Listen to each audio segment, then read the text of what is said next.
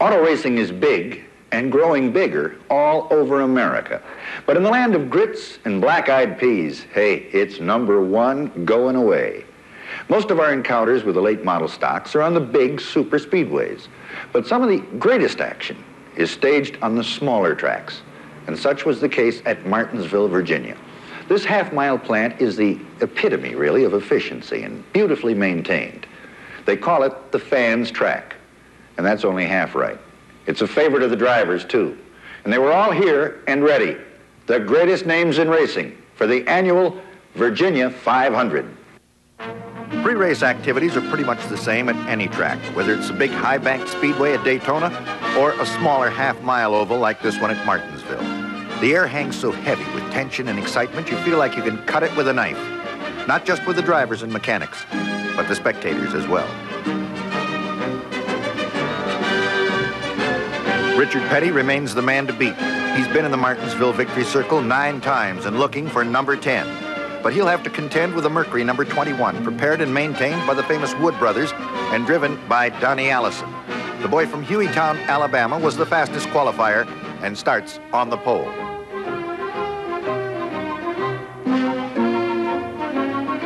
"30 cars are lined up and received last-minute preparation when finally the announcement is made for all drivers to climb aboard.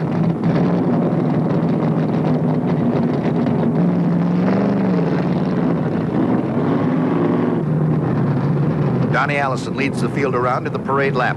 Bobby Isaac starts alongside in a 71 Dodge. The blue 43 in the second row is Richard Peddie driving a Plymouth. Bobby Allison starts 4th in a Dodge. Then it's David Pearson and Freddie Lorenzen. In the 4th row, Benny Parson and Dave Marcus.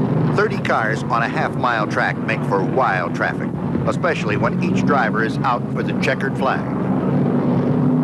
Suddenly, the sounds of power shake the earth as all cars wind up out of the 4th turn and fire down the front chute for the green flag.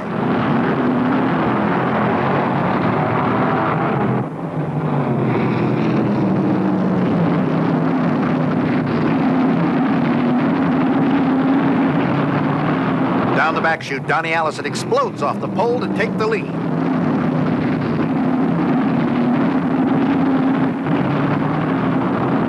At the end of the first lap, Peddie is 2nd, Bobby Isaac 3rd, Freddie Lorenzen 4th in number 99.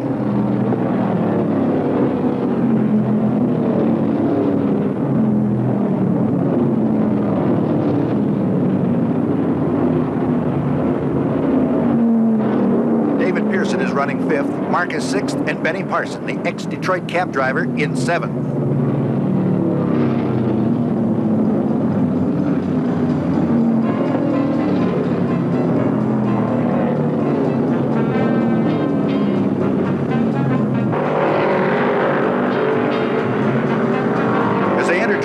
Bobby Isaac in the red number 71 slides underneath Peddie, powers his way through the hole, and claims the number 2 spot.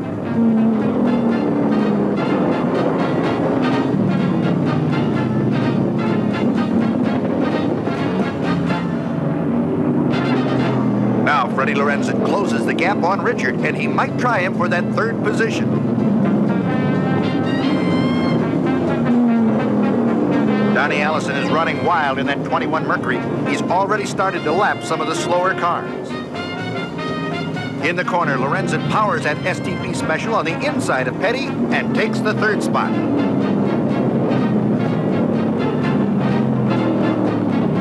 Now it's Allison, Isaac, Lorenzen, and Peddie 4th.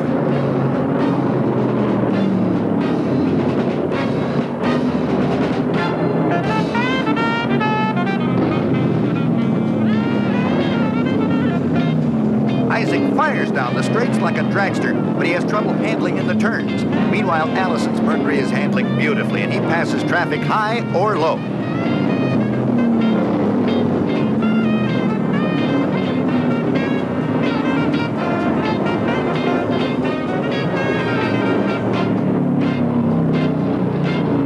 Freddie Lorenzen in the number 99 Dodge is pacing himself well and moves up behind Bobby Isaac. He may try for the 2nd spot.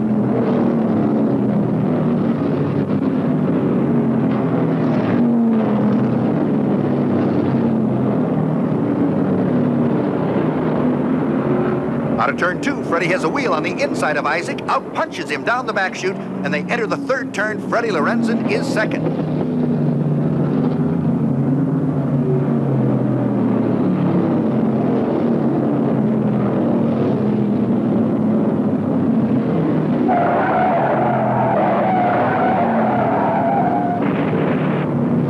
That was Benny Parsons in the Ford number 72. He came into the third turn a little too hard and high, spun and slammed into the concrete retaining wall. But he's all right, stays on the track, and goes back in the race.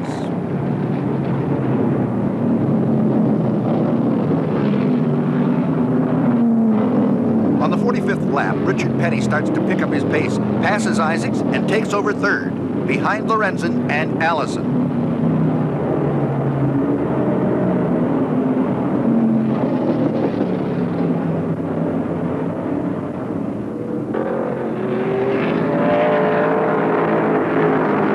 Breathing right down Freddie's tailpipes now and dogs him through every turn.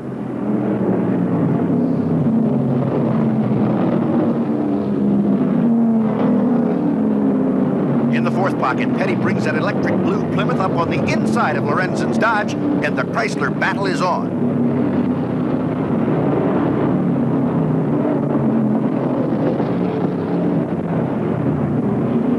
The Peddie fans go wild as Richard passes Freddie to reclaim his second place spot.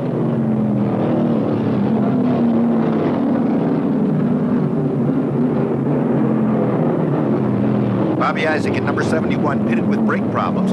When he came back on the track, he was behind Allison, but not second. Bobby is actually about 5 laps down.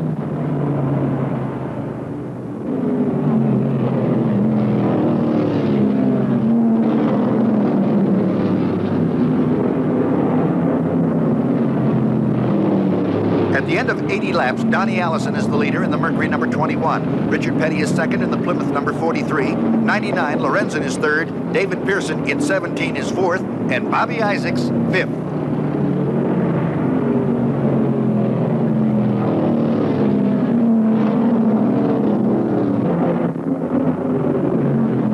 And there goes Pearson. He dusts off Freddie Lorenzen on the high side to take third place.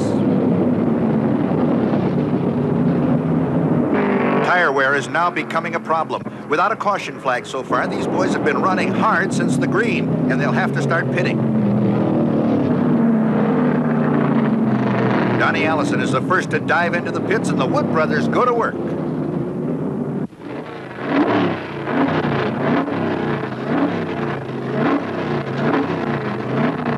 With Allison in the pits, Peddie screams out of the fourth turn and down the front chute to take the lead.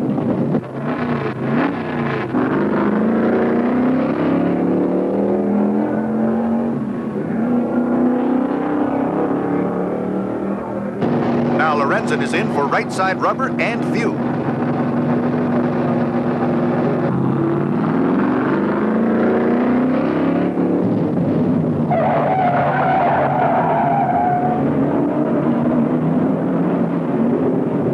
When Freddie comes out of the pits, it forced James Hilton high and out of the groove. He lost it and spun her all the way around, but no one touched him. He's all right and goes back in the race.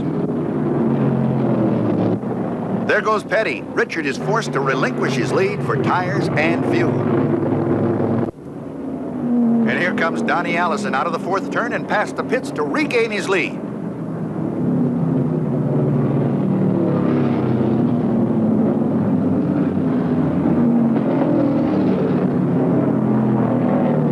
Peddie brings his blue number 43 back on the track, but he's in second now. Pearson is third, Freddie Lorenzen fourth.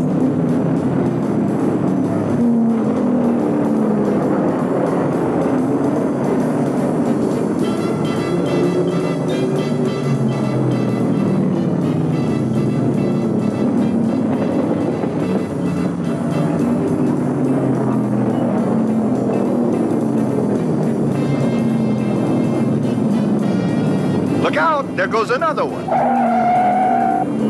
Bill Dennis in car number 7 came into the third turn flat out, lost it, and spun out. This draws the first yellow flag of the day, and suddenly pit row is alive with action.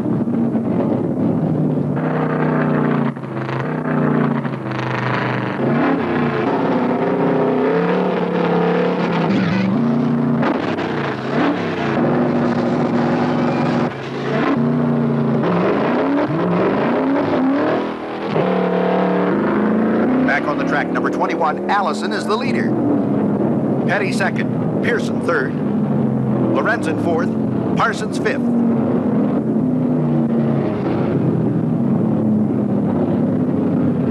Peddie has his Mopar screaming. He's caught Allison and working him on every turn.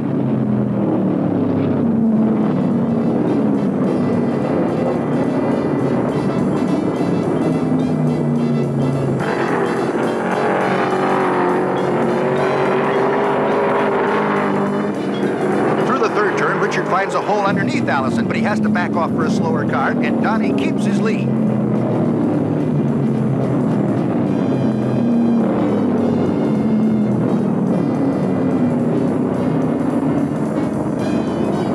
On the 230th lap, Freddie Lorenzen makes an unscheduled pit stop.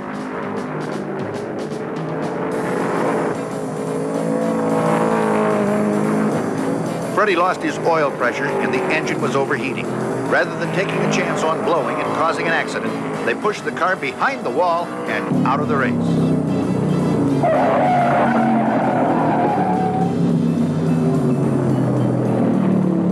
That was 34, Wendell Scott, who found the going a little rough and lost it in the fourth turn. But the green flag stays out and he goes back on the track. After leading this race for 181 laps, Allison pits, putting Peddie in the lead.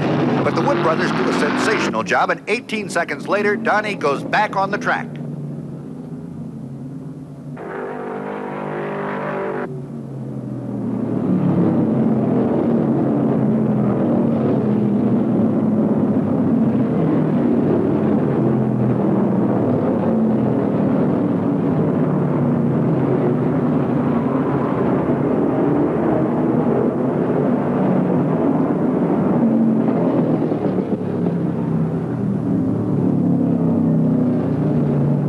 On Richard's last tour of the oval, Maurice Peddie and the crew gave him the sign to pit. He'll probably pull in on this lap.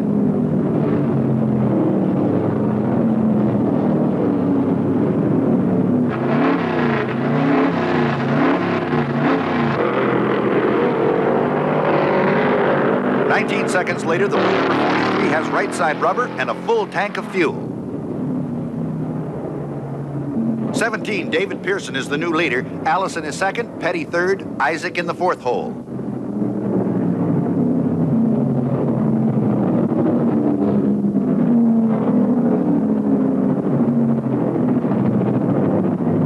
Pearson's lead is short-lived as he heads for pit road. Now Allison and Peddie go back in the number 1 and 2 positions.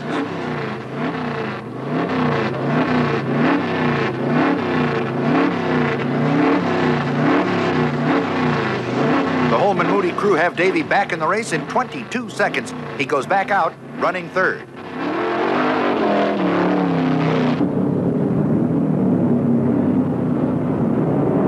The battle for the lead is building between number 21, Donnie Allison, and 43, Richard Peddie.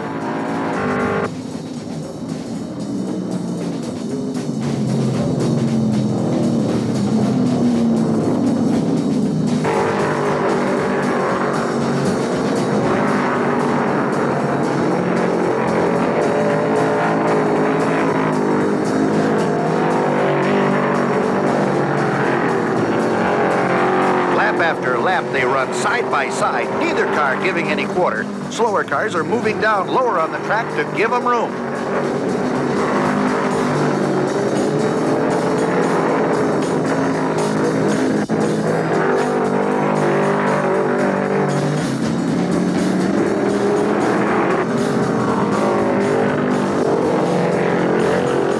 This is flat-out, belly-down rebel racing. The Ford Mopar battle is on, and neither car will give till it breaks.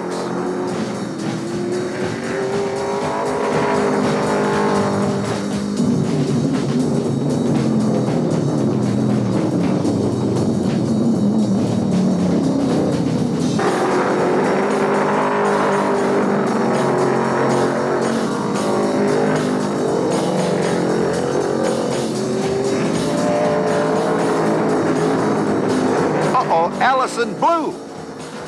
The Peddie plan was simple. Catch him, then run him till he pops. And it worked, because the Randleman Rocket is now in front with 3/4 of a lap lead over David Pearson.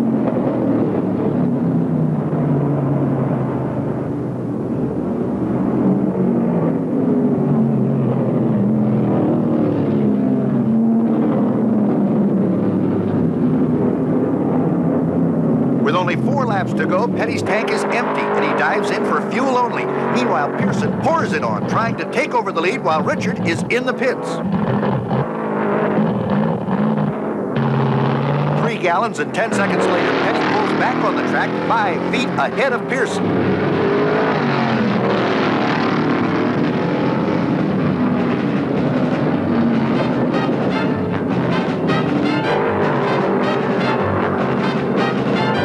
Hemi is up to speed and screaming now, but he can't shake Pearson.